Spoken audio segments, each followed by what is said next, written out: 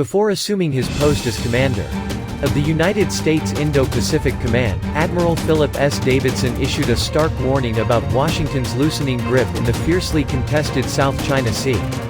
In short, China is now capable of controlling the South China Sea in all scenarios, short of war with the United States, Davidson said during a Senate confirmation hearing ahead of his appointment as the top U.S. military official in the region in May 2018.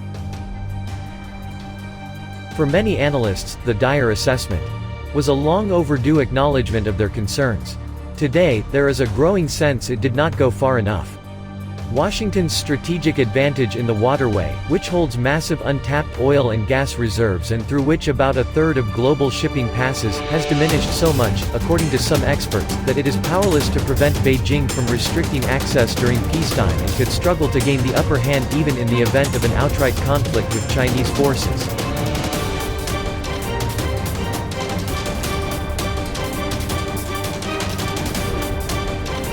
China, which claims almost the entire waterway, has tipped the balance of power not just through a massive build-up of its navy, they say, but also through the presence of a de facto militia made up of ostensibly non-military vessels and an island-building campaign, the profound strategic value of which has been lost on U.S. policymakers. Against this backdrop, the threat of tensions boiling over looms large. In its Global Conflict Tracker, the Council on Foreign Relations spotlights the risk of the U.S. being drawn into a China-Philippines conflict due to its defense treaty with Manila, as well as the failure of Beijing and Southeast Asian leaders to solve their disputes through diplomacy, spurring a destabilizing arms buildup. The U.S. has lost advantage throughout the spectrum of operations. From low-level interaction against China's maritime militia to higher-end conflict scenarios, said James Kroska, a former U.S. Navy commander who lectures at the Naval War College. In other words, China has escalation dominance, because it has the power to deter any U.S.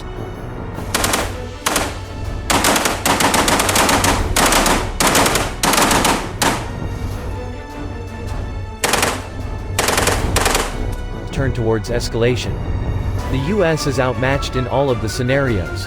Since 2012, Beijing has constructed more than 24 island outposts around disputed reefs and islets in the strategic waterway, where the Philippines, Vietnam, Malaysia, Brunei and Taiwan all have competing territorial claims, allowing it to deploy missile batteries, radar systems and aircraft hundreds of miles from the Chinese mainland.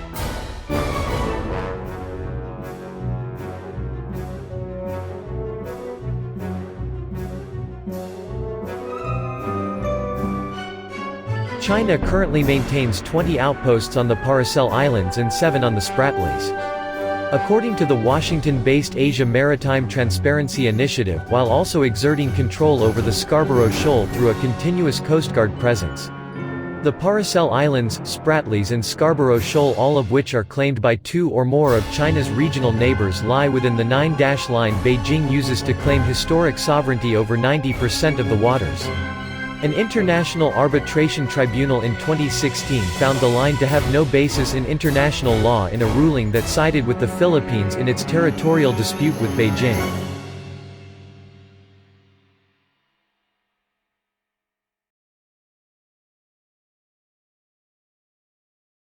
Meanwhile, China's naval buildup has continued apace. In December, Beijing put its first homegrown aircraft carrier, the Shandong, into service, marking a major milestone towards becoming a major naval power. The U.S. Naval War College has projected the People's Liberation Army will have more than 430 ships and 100 submarines by 2030, potentially double the size of the U.S. fleet. The biggest issue of control is maritime awareness, said Oriana Mastro, an assistant professor of security studies at Georgetown University. Before China can control the airspace and the water, they have to know what's there. So when you look at these islands and China says, "Don't worry, it's just a bunch of radars and sensors," for someone who is more military-minded, that is the foundation of control to be able to identify who is doing what and where. Washington, which has no claims in the South China Sea, has accused Beijing of militarizing the waterway and making unfounded territorial claims. It insists the waters must remain free and open in accordance with international law. The U.S. Navy regularly sails vessels through the waters as part of Freedom of Navigation Operations (FONOPS). It says are intended to challenge Beijing's claims and preserve access for all countries. Beijing has accused Washington of violating its sovereignty and escalating regional tensions with its patrols. Tong Zhao, a senior fellow at the Carnegie Tsinghua Center for Global Policy, said Beijing had secured some initial advantages in a long-term competition that had only just begun. On target in the same amount of time as if a direct action type of vessel with more guns would be able to light off all weapons at the same time.